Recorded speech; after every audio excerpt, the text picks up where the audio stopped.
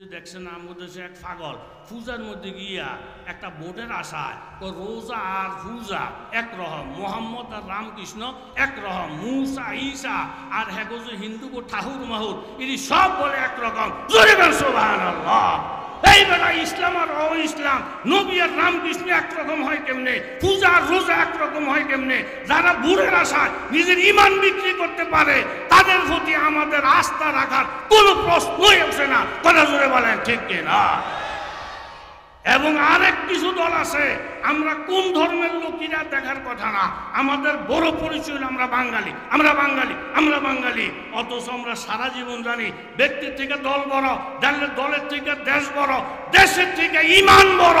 কথা জোরে বলেন ঠিক কিনা? আমরা প্রয়োজনে দল ছাড়তে পারবো, প্রয়োজনে দেশ ছাড়তে পারবো, আমরা কোনো অবস্থাতে ইমান ইসলামকে ছাড়তে পারবো না। কথা জোরে বলেন ঠিক কিনা? আগে এক পাগল, এখন হয়েছে দুই পাগল। বেড়াইয়াতে বড় একটা পাগলের কারখানা। সোজা গেছে মানসিক ডাক্তারের কাছে। এ মানসিক ডাক্তার, ঘরের মধ্যে দুইটা পাগল, আপনি চিকিৎসা করবেন সিস্টেম কি? এক পাগলের জন্য 1000 টাকা, 3 মাসও লাগতে পারে, 6 মাসও লাগতে পারে। প্রতিদিন 2 রুগীর জন্য জোরে কন কত? এই কথা জোরে কন কত?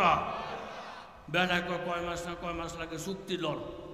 চুক্তি যদি হয় তাহলে আমারে আপনি 30,000 টাকা দেবেন, যত মাস লাগবে আমার। এখন 30,000 টাকা চুক্তি কইরা এই গড়ওয়ালায় মানসিক ডাক্তার আনছে ঘরে। ডাক্তার এখানে কি একটা লাঠি লইছে, আর আমি ফিটটা ঠ্যাঙ্গি ভেঙে গেলাম, স্বর্ণ গেছে চুপ বেরিয়ে গায়ে পুরি যাওয়ার হয়েছে, চুপ একটা ঠ্যাঙ্গি ভেঙে গেলাম বাইরিয়া। দুইটারে যখন দুইটা টেকনা দিছে, পোলাও বালা মায়ও বালা। এতে করে আপনি পরীক্ষা করে দেখেন রুগী ঠিক আছে নি, দেখে দুনো ভাগল একটা কররা টাক্কা সোজা হয়ে গেছে। দেন টেহা দেন 30,000 দেন, মানে হাতে উঠতে আবার 2 ভাগল ভালো হয়েছে, আর একটা আবার সেচ্ছে। তো আরে চুক্তি করার থেকে না করা ভালো আছিল, চুক্তি করার থেকে না করা ভালো আছিল। একটা ভাগলে ঠিক না করতে আরেক ভাগল উদু দেয়। মূল কথা হয়েছে আপনার একটা সুন্নত, একটা মুস্তাহাব, এটা নিয়ে অতিক্রামি করার অবকাশ নাই কারো। কথা জোরে বলেন ঠিক কি না? ওই ক্ষেতের মধ্যে আলু ক্ষেত, বেড়ায় বেড়া দেয়। আর এজন কাকা আলু খেতে বেড়া দেন কিনতে, বেড়া দে ছাগল আইসে আলু লতা পাতা খাইয়ালায়। হ্যাঁ লতা পাতা দিয়ে কি করবেন? আসল হইল আলু, আসল হইছে ইমান। কেবল নামাজ, কেবল রোজা, কেল কোরআন শরীফ, কেল মুন্সি মৌলবি, এগুলো কোনো বিষয় না। আসল হইছে ইমান, আসল হইছে আলু। আপনি লতা পাতা দিয়ে কি করবেন? এটি তো ক্ষেতের মাঝখানে ঘুরে থাকবো। চাষা কয় বাজান রে আমি বুঝি, আসল যে ইমান এটা আমি বুঝি, আসল যে আলু এটা আমিও বুঝি। ক্ষেতের মধ্যে যদি বেড়া না দেয় তাহলে ছাগলে প্রথম দুইগা ফাতা খাইব, ফাতা খাওয়া যখন শেষ লতা খাইব, লতাটা খাই যখন টান দিব, যে ইমানটা 30 কলবের ভিতর আসলো দেখা যায় না, যে আলুটা ভিতরে আসিল লতা ধরে টান দিলে ভিতরের আলু উর্ফে বাইয়া আইব। এখন যেই আলুর কাছ পর্যন্ত যাওয়ানের ক্ষমতা ছাগলের আসিল না, সেই আলু লতার টানে যখন উর্ফে উঠবো, আলু খাইয়া শেষ করে চলে যাবে। কাজে আলুটার হেফাজত করতে হইলে লতাটার হেফাজত করতে হবে, লতা হেফাজত করতে হইলে ফাতা হেফাজত করতে হবে। এই জন্য সুন্নতের বেড়া দেওয়া, ফাঁকরি বান্ধা চুরি করতে যায় না, ফাঁকরি বান্ধা মানুষ মদ খাইতে যায় না। এই পোশাকটাও একটা ইমান হেফাজতের অনেক বড় একটা বেড়া। কথা জোরে বলেন ঠিক কিনা? আবার কিছু সংখ্যক আগল ফাগল বাংলাদেশে আছে, হুজুর কেন মাদ্রাসা মাদ্রাসা মাদ্রাসা, অহন মাদ্রাসার দরকার নাই। আমরা তবলিগের মধ্যে গেলে দিন শিখতে পারি, আমরা মুরিদ হয়ে গেলে দিন শিখতে পারি, আমরা বুখারী শরীফ কিনা লাইলে দিন শিখতে পারি। এখন আর মাদ্রাসার দরকার নাই। এই জাতেরও কিছু নরম ভক্ত, নরম মোরতাদ বাংলাদেশে আছে না নাই? বেড়াই তো গেছে বেহের ভাই যাওয়ানোর বেহিনে অনেক আইটেম করছে, এর মধ্যে দেশি মুরগিও করছে। দেশি মুরগি আসেনি আমরা কেন? এই কথা কন আসেনি? ওই আমি মতলব গেছিলাম, রফিক নামে একটা ফোলাছি গেলাম, এরে আমার একটা দেশি মুরগির ডিম এনে দে। ও হুজুর দেশি মুরগির ডিম নাই। ওমা গ্রামের মধ্যে দেশি মুরগির ডিম নাই, কারণ কি? হুজুর ফার্মের মুরগি দিয়ে আওয়ার পরে দেশি মুরগি রাগ করে ডিম পাড়া সাইডেই দিছে। বলছে না হ্যাঁ কেল ফার্ম, কেল ফার্ম, কেল। এমন বলদের বলদ এই ফার্মের মুরগি, ঘরের মধ্যে আগুন লাগাই দিলে উড়ে যাবো, এরপরে কিন্তু দৌড় দিত না। কথা কোন ঠিক নেই? এ ফার্মের মুরগি গাইয়া ইমান আমল যদি সব ধ্বংস হয়ে যায়, ঘরের তো একটু বাহির হইতো না। এই জাতের লোক কথা কন সমাজের মধ্যে আসে না নাই? আমনের বাহির লাগতো না, বাহির হইন না, লোক বার করে দিব। জোরে বলেন কেডা? বুখারী শরীফে একটা বাব আছে, ইন্নাল্লাহা ইউআইয়িদুদ-দীনা বির-রাজুলিল ফাজির। এই মুসলমানের বাচ্চারা, তোরা যদি ঈমান ইসলামকে হেফাজতের জন্য আগাইয়া না আসস, তাইলে আমি গুনাহগার বান্দা দিয়া ঈমান ইসলাম হেফাজত করব, আর তুই এমনি এমনি তাকাইয়া থাকবি আর ধ্বংস হইবি, ঈমান হারা হইবি। কথা কোন ঠিক কিনা? এটা এখন দেখাইতেছে চোখে আঙ্গুল দিয়া। এই গাজার ফিলিস্তিনের মুসলমানের পক্ষে কোটি কোটি খ্রিস্টানরা রাজপথ অবরোধ করে বিক্ষোভ মিছিল করতেছে। গাজার মুসলমানদের উপর অত্যাচার চলবে না, ফিলিস্তিনের মুসলমানদের উপর অত্যাচার চলবে না। আল্লাহ তাআলা বাতিল দিয়া মুসলমানদেরকে সাহায্য করে, এই শক্তি আমার আল্লাহর। জোরে বলেন আছে না নাই?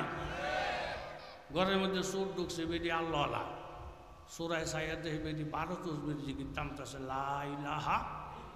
জোরে না কইবে? সোরাগ থাকলে কালামা জিকির করতেছে, করুক। আমার মালের দরকার, দেখি মাল দি কই। ওই রুমের মধ্যে গেছে, মাল নাই। এই রুমও গেছে, মাল নাই। তৃতীয় রুমটার মধ্যে যখন গেছে, ফিসিটা ঢুকছে ডাহাই। কথা কর, ফিসিটা ঢুকছে কি? ডাহাই ঢুকাতে বেদি আল্লাহ আল্লাহ করে। ডাহাইতে সর্দার গাই বেদিরে লাড়া চাড়া দিচ্ছা, বেরির দরকার নাই। এই বাড়ি হলে বেটাটা কই, তারে বিষয়ে বার কর। তার আড্ডিরই একটা একটা করে গেছে স্মুক। কথা জোরে কন, ঠিক নি? এই বেটারে বিষারতে বাড়িওয়ালারে বিষেরা দেখে 3 নম্বর রুমের মধ্যে যুক্তি মেরে বই দিচ্ছে সারে। 2টা বাড়ি দিয়ে কয় চাবি দে, স্বর্ণ দে, তারপর টাকা পয়সা কই রাখছ দে। দেখো আল্লাহর কসম, চাবিও নাই, টেহাও নাই, স্বর্ণও নাই। রাজ্যে সর্দার কই ফিরা হইতো না, ফিরা ভাড়া আরো ফিরা দে। যত তুই ফিরে হাতে গেল, চাবিও নাই, টেহাও নাই, এরপরে কন কি নাই? স্বর্ণ নাই। না করে বেদিক আল্লাহ চোরের সিধা করতে আল্লাহ ডাহাইত পাঠাইছে আমার উপকারের লেগা। আর আমি এনে কইবে লা ইলাহা ইল্লাল্লাহ কইতাছে, আমারও তো কিছু হক। কথা কোন আছে না নাই? এই যে খতমে নবুয়তের আন্দোলন হইয়া মধুপুরের হিসাব সহ সারা বাংলাদেশে ওলামারা মাঠে ময়দানে, কাদিয়ানীরা কাফে, আমার নবীর ঘরে নবী নাই, সংসদে আইন চাই। এখন আলেম ওলামারা যদি খতমে নবুয়তের আন্দোলনের পক্ষ থেকে আপনাকে আমাকে ডাক দেয় নবীর নবুয়ত ঠিক রাখার জন্য, শুধু হুজুরদের উপরে চাইরা আমি ঘুমাই থাকলে চলবো না। আমিও মাঠে ময়দানে লাই না, নবীর আশেকের প্রমাণ দেখাইতে হবে। 15 তারিখ এইভাবে নভেম্বরের সরওয়ার্দী উদ্যানে ডাক্তার দিলে পঙ্গপালের মতন লাফিয়ে পড়বেন। কারা কারা হাত তুলে দেখার? নারায়ে তাকবীর, নারায়ে তাকবীর। ফিদা সুরের করে সুর দেখো, আমার কাছে চাবিও নাই, টেহাও নাই, স্বর্ণ নাই। বেদিকে এম কইতে কইতে বেটারা বিশ্বাস করে যদি তারে সাইডা দেয়, তো বাচ্চা যাইব। আমারও তো কিছু ভূমিকা রাখার দরকার আসেনি। কথা কন আসেনি? বেদির তসবির এক সাইডে থুইয়া আমরাও তসবির থুইয়া মাধ্যমে লামন লাগবো। ওই কাছাকাছি গিয়া চোরার কাছে গিয়া কই, এই বেড়ারা স্বর্ণ চায়, টেহা চায়, চাবি চায়, আপনি দিয়ে না দিবেন? হ্যাঁ, শক্ত হয়ে বই দিছেন। বাচ্চা থাকলে চাবি পাইতেন না, টেহা পাইতেন না, স্বর্ণ পাইতেন না। এই বেদির এক কথায় এখন বাসনের আর কোনো পথ আসেনি।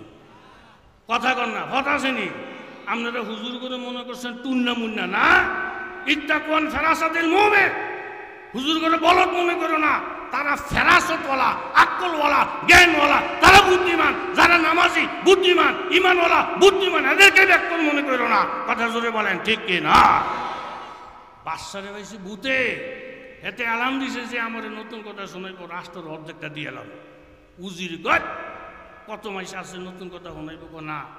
যে যত নতুন কথা শোনাইব আমি লেখা লিস্টি করবো, এটা কত ফরমু, ফইরা টইরা আমি কমু কি এই কথা আমি জানি, এটা আমি জানি। তারে বাদ আরেকজন নতুন শোনাইব, লেখমু, লেখে কমু আমি এটাও জানি। পুরস্কার পাইতো না, কার ফ্যাটের ভিতরে কতটি আছে, এটা একটা ডায়েরি করবো। এখন যেই যত নতুন কথা কয়, গাড্ডা ভাগ দেখো আমি শুনছি, আমি জানি। আরেকজন দেখ একেবারে ফাগল হয়ে যাওয়ার জোগাড়। ছোট্ট মুন্সি নুরানি বক্তব্য পড়ে, ফ্যাটের খিদায় টেহার অভাবে খাওয়ান নাই। জিজ্ঞেস এই লোক কই যা, কয় যে মুন্সিকে কাম না। বড় লোকেরা নতুন কথা শুনে টেহা নিব, শিক্ষিত লোকেরা হুজুর কয় পারছেনি, পারে না কিল্লিগা। ও যে যত কথা কয় বাসা বলে পারে, বাসা বলে শুনছেনি, বাসা বলে জানে। হুজুরগিরি সব বলদের দল, আলেমুল আমা বলদ না। হুজুরকে এক বাসার নতুন কথা শোনামো দিবিনি রাষ্ট্রের অর্ধেক কাহা রেডি রেডি একবারে রেডি কাহা হুজুরকে নতুন কথাটা হইলই শুনিনি আপনারা হাসান জামি সব হুজুরে রেডি আয়ে পড়বো 11:30 পর আর সম্ভব না এরপরে আমি কি বলেন কোনো বুড়া শুরু হয়ে গেছে গা রেডি নি কয় রেডি তো হুজুরে কয় বাদশা নতুন কথাটা হইলি আমার আব্বায় আপনার আব্বার কাছে 500 কোটি টাকা পাইতো এই কথাটা আগে শুনছেননি বাদশা যদি আগের তালে তালে শুনছি তো জানি তো টাকা দেন না কা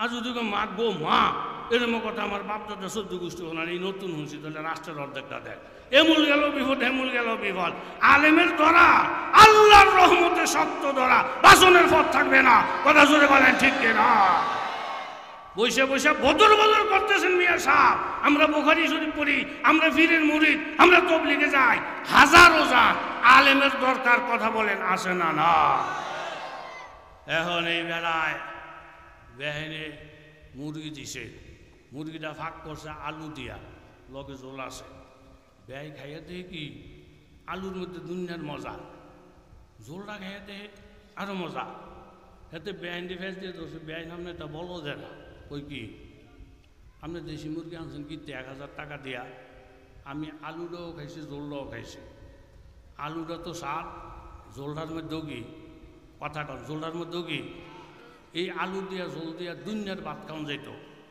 আপনি মুরগি আনছেন কিনতে বেহাইনে বলদের করে বলদ আমার ভাই আইসে আল্লাহ তাআলা আমার ভাইয়ের লম্বা হায়াত দেখ কথা কন না আমার ভাইয়ের আল্লাহ নেক হায়াত দেখ